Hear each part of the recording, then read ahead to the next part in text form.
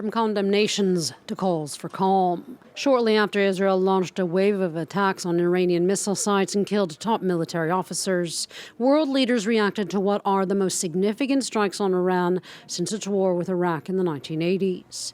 Donald Trump on his social media platform said there has already been great death and destruction, but there is still time to make this slaughter, with the next already planned attacks even more brutal, come to an end.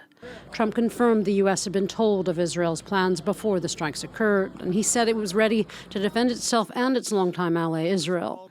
Yet Secretary of State Marco Rubio also underlined that the U.S. was not involved, and that Americans should not be targeted. The head of NATO, Mark Rutte, said Israel's allies must help de-escalate.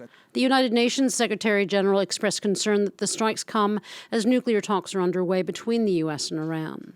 It condemned the military escalation amidst concerns it could undermine those talks. The Secretary General asks both sides to show maximum restraint, avoiding at all costs a descent into deeper conflict.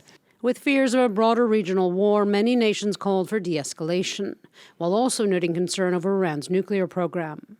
The EU condemned the attacks and said diplomacy is now the best path forward, a sentiment echoed by Germany and France. The French foreign minister also said the attacks should not distract from the situation in Gaza either.